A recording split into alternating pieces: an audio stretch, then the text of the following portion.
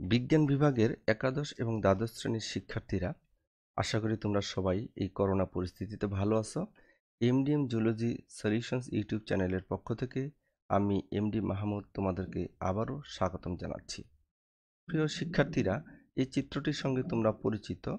পৃথিবীর বিভিন্ন জায়গায় আমি বিভিন্ন ধরনের প্রাণীর চিত্র দেখিয়েছি এবং এই প্রাণীগুলি সম্পর্কে যদি ভালোভাবে জানতে চাই, এই প্রাণী সম্পদ থেকে যদি আমরা সুশৃঙ্খলভাবে বিজ্ঞানভিত্তিকভাবে সম্পদ আহরণ করতে চাই, তাহলে অবশ্যই শ্রেণীবিন্যাস সম্পর্কে আমাদের ভালো ধারণা রাখতে হবে।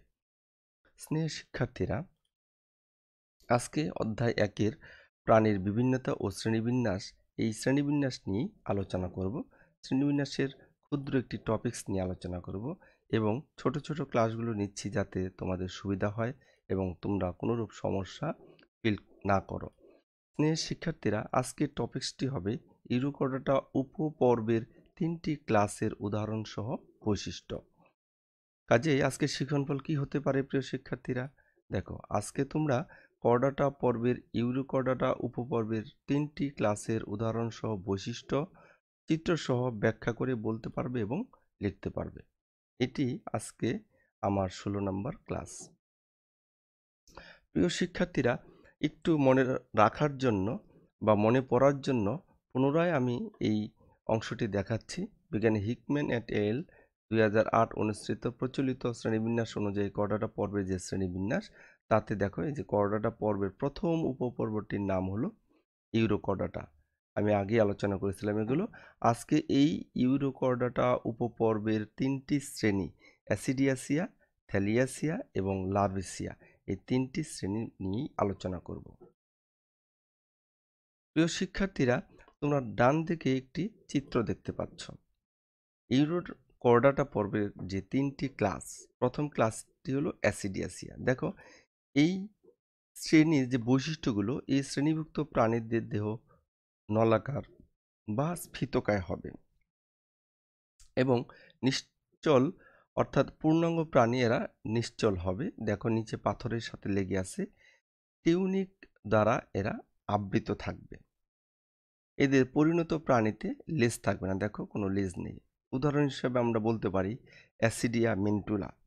এছাড়া এই জাতীয় প্রাণীদের থলে আকৃতির গলবিলে অসংখ্য ফুলকা ছিদ্র থাকে এবং এই প্রাণীদের দেখো পৌষ্টিক নালী আমরা যদি ভিতরে দেখি তাহলে অনেকটা ইউ শেপড, অর্থাৎ ইংরেজি ইউ অক্ষরের মতো হয়ে থাকে।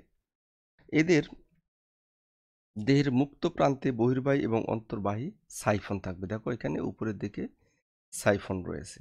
তাহলে প্রিয় শিক্ষার্থীরা, আমরা অ্যাসিডিয়া শ্রেণীর প্রাণী দেখলাম এবং তাদের বৈশিষ্ট্য জানলাম। এবার আসো আমরা দেখি দ্বিতীয় শ্রেণী, অর্থাৎ থ্যালিয়াসিয়া। এই থ্যালিয়াস শ্রেণীর প্রাণীদের ডান দিকে চিত্র দেখতে পাচ্ছ, আমরা বেশ স্বচ্ছ দেখা যাচ্ছে আর কি প্রাণীটি। এই শ্রেণীভুক্ত সদস্যরা দেখতে পিপাকৃতির থাকবে, মানে ব্যারেল শেপ থাকবে। পূর্ণাঙ্গ প্রাণী লেজবিহীন, সাধারণত পূর্ণাঙ্গ প্রাণীতে লেজ থাকবে না। এবং দেখো, এদের জীবনচক্রে জনুক্রম ঘটে। প্রিয় শিক্ষার্থীরা, জনুক্রম কিন্তু তোমরা ফার্স্ট ইয়ারে উদ্ভিদবিদ্যায় পড়ে আসছো। অর্থাৎ কোনো প্রাণীর, কোনো উদ্ভিদের জীবনচক্রে যদি গ্যামেটোফাইটিক দশা এবং স্পোরোফাইটিক দশা পর্যায়ক্রমে আবর্তিত হয়, তখন ওই ধরনের আবর্তনকে আমরা বলবো জনুক্রম। অর্থাৎ যৌন প্রজনন এবং অযৌন প্রজনন এদের পর্যায়ক্রমে আবর্তিত হচ্ছে। এদের দেহপ্রাচীরের পেশির সংকোচনের মাধ্যমে পানি প্রবাহের সৃষ্টি করবে। এই পেশিগুলো সংকোচন প্রসারণের মাধ্যমে এদের দেহের ভিতরে পানিগুলোকে প্রবাহিত করে থাকে এবং এদের দেহে কয়েকটি বৃত্তাকার পেশিবন্ধনী বিদ্যমান এবং দেহের এক প্রান্তে বহির্বাহী এবং অন্য প্রান্তে অন্তর্বাহী সাইফন থাকবে।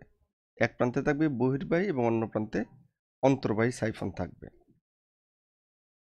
এদের অনেকের দেহে আলোক বিচ্ছুরণকারী লুমিনাস অঙ্গ থাকবে। তো সেক্ষেত্রে খেয়াল করো, আলো বিচ্ছুরণকারী এক জাতীয় অঙ্গ যাকে বলা হচ্ছে লুমিনাস, এবং রাতের বেলায় বেশ উজ্জ্বল আলো ছড়ায়। এর ফলে তারা অন্যান্য প্রাণীকে, মানে শিকারকে আকৃষ্ট করতে পারে এবং সেখান থেকে তারা খাদ্য গ্রহণ করতে পারে। প্রিয় শিক্ষার্থীরা, আমরা উদাহরণ হিসাবে বলতে পারি সালপা ম্যাক্সিমা। এই যে প্রাণীটা দেখতে পাচ্ছ তোমরা, এটি হলো সালফা ম্যাক্সিমা। এছাড়া আরো অনেক ধরনের প্রাণী রয়েছে। এরপরে ৩ নাম্বার শ্রেণী, এটি হলো লার্ভাসিয়া। লার্ভাসিয়া দেখো ডান পাশের চিত্রটি দেখা যাচ্ছে। এরা ক্ষুদ্রকায় ব্যাঙাচি আকৃতির। তোমরা তো সবাই ব্যাঙ দেখেছো, এবং ব্যাঙের যে বাচ্চা ডিম থেকে বের হয় তাকে ব্যাঙাচি বলা হয়। এরা দেখতে অনেকটা ব্যাঙাচির মতো।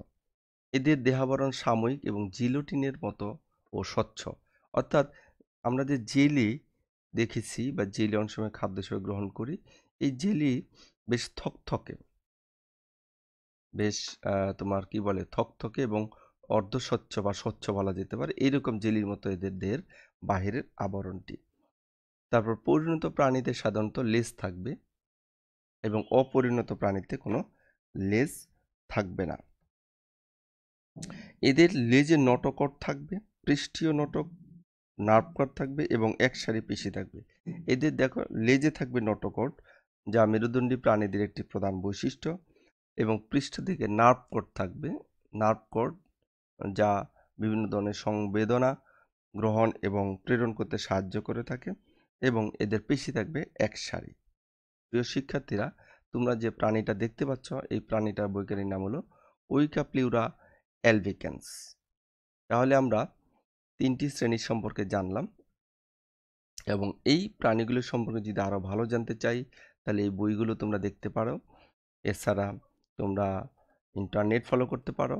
এছাড়া আমার কমেন্ট বক্সেও লিখতে পারো। তোমরা যদি আমার আগের ক্লাসগুলো পেতে চাও, যেহেতু ক্লাসগুলো ছোট ছোট করে নিচ্ছি তোমাদের সুবিধার্থে, তাহলে উপরে ডান দিকে আই বাটনে ক্লিক করো, তাহলে আগের ক্লাসগুলো পেয়ে যাবা।